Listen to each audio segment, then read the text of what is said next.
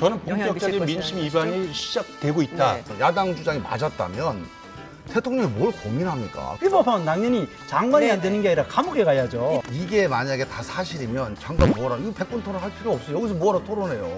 이거 끝이에요 그냥. 일단 그 대통령 국정 지지율 부분에 있어서 지금 집권 3년 차에 40% 중반대를 유지하는 거는 저는 이제 결코 작은 지지율은 아니라고 생각을 합니다. 역대 대통령에 비교해 볼 때. 그런데 중요한 부분은 이제 조국 사태 이후에 실질적으로 이제 긍정과 부정의 역전 현상이 뚜렷하게 보입니다. 실질적으로 지지율과 상관없이 이번 사태로 인해서 어쨌든 중도층이 뚜렷하게 이탈하는 현상은 아마 여당도 잘 알고 계실 거라고 생각을 합니다. 그동안 문재인 정권을 뒷받침해줬던 부분에 중도층의 지지가 굉장히 큰 힘이 됐었는데 그 부분이 이탈을 했고, 두 번째는 이제 이 개혁, 또 정의, 공정, 뭐 이런 어떤 그 가치들을 그동안 이제 정부 여당이 선점해 왔던 게 사실인데, 아마 이런 부분도 이제 거기에 대한 어떤 그 신뢰나 권위를 저는 상실했다고 보거든요. 저는 그것이 가장 뼈아픈 어떤 그 문제다. 지금 정부 여당이 안고 있는 대다수 보통 국민들의 의견에서는 저는 상식적으로 장관에 임명될 수 없는 사람입니다.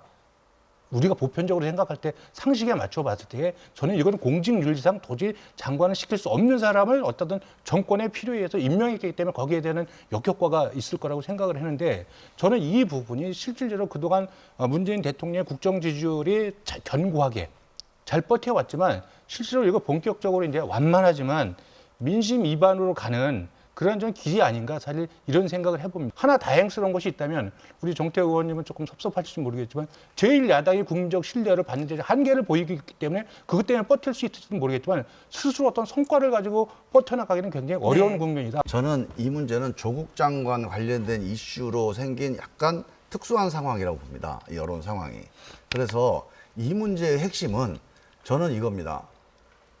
정말 공정과 불의한 사람을 정권의 필요에 의해서 임명했다. 아마 대통령을 한번 역지사지 생각을 해보세요. 내가 대통령이면 그렇게 할 대통령이 있나요? 저는 이겁니다. 이 문제는 철저하게 사실관계의 문제인데, 우리 두 의원님은 야당 의원이 생각하는 사실하고 제가 청문회로서 한 달 동안 추적해본 사실하고 엄청나게 달라요. 대통령도 민정수석실 다 보고를 받았잖아요. 정말로 하나하나 따져봤을 때 이게 사실로 확정될 수 있는 게 없구나라고 하는 것 때문에 고민한 거지, 그 10가지 중에 한 가지라도 사실로 증거가 있었다면, 야당 주장이 맞았다면 대통령이 뭘 고민합니까? 그리고 조국 후보자가 이 부담을 안고 지지율 4% 빠지는데 사법개혁을 조국 장관만 합니까? 그건 아니에요. 저는 그 점에 있어서는 대통령이 고민한 대목은 문제가 있는 사람인데 정권의 필요 때문에 한 게 아니고, 사실관계에서 지금 나온 의혹이 정말 제대로 증거가 있고 확인된 사실이 없기 때문에 일단 임명을 한 건데. 네, 대통령 말씀하신 것처럼 지금 확인되지 않은 의혹이기 때문에 임명을 했다라는 말씀이신 당연하죠. 것이죠? 그래서 네. 만약에 검찰 수사 결과 우리가 몰랐던, 대통령이 몰랐던 또 조국 장관 관련된 불법 행위가 명백하게 드러났다. 아니 그러면 대통령이 왜 조국 장관을 같이 가겠습니까? 문제가 있다, 의혹이 사실 문제가 있었고 기소가 된다. 조국 장관의 부인 이미 기소가 하나 되기는 했죠. 그때는 저는 이제 어떻게 기소는요 생각하십니까? 이렇게 봅니다. 장관이 기소 기소가 되는 자체가 건가요? 이게 유무죄의 사실관계를 특정하는 게 그럼 아니고, 재판이 끝날 때까지 기다려야 되는 아니 건가요? 기소의 내용이 중요합니다.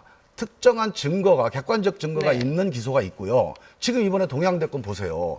본인 조사도 안 하고 기소를 했잖아요. 네네. 근데 이거는 누가 봐도 최성해 총장 말이 사실이 아니라는 증언들이 여러 개가 나와 있어요.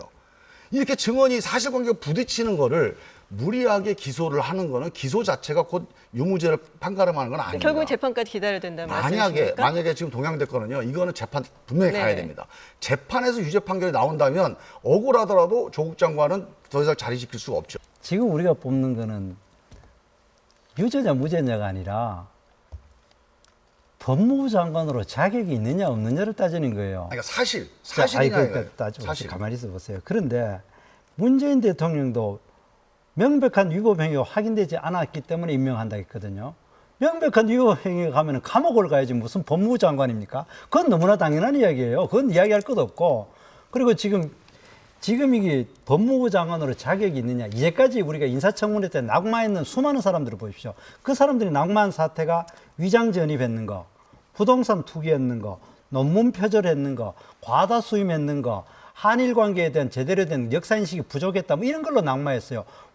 위법한 걸로 낙마한 사람 한 명도 없어요. 다 그 넘어간 부당한 걸로 뭐 법조인 출신이면 잘 알겠죠. 위법하지 않고 부당한 것 때문에 국민의 눈높이 안 맞기 때문에 그만둔 거예요. 구체적으로 그러면은 본인의 의혹을 가지고 내가 네 가지만 지적할게요. 본인의 의혹. 이건 가족이 아니라 본인의 의혹. 첫 번째, 웅동학원 이사 재직 때 전 재산을 재수시로 빼돌릴 때에 본인이 이사로 있었어요. 그거를 응소하지 않았는 거. 분명히 그거는 본인의 배임죄의 가능성이 굉장히 높다라는 건 본인의 죄예요.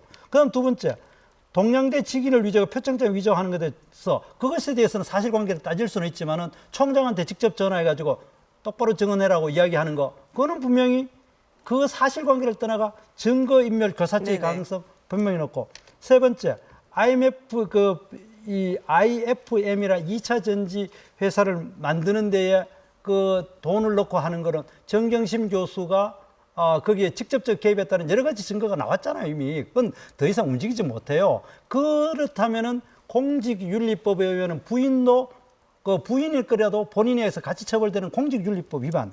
그리고 또 이 하드디스크를 뽑은 한투지검 김모 차장이 집에 왔는 거를 격려했는 거, 이거는 증거인멸에 대한 방조죄예요. 본인에 대한 위법도 명백하게 네. 몇 네네. 가지가 나오는 정리해 거예요. 주시죠. 그리고 네. 또 다시 정리하면은, 다시 한번 정리하는 게 강조하면은, 지금은 법무부 장관의 자격이 있느냐 없느냐를 따지는 거지, 그 사람이 위법이냐 아니냐, 위법하면 당연히 장관이 안 네네. 되는 게 아니라 감옥에 가야죠. 이게 만약에 다 사실이면 장관 뭐라, 이거 100분 토론할 필요 없어요. 여기서 뭐라 토론해요. 이거 끝이에요, 그냥.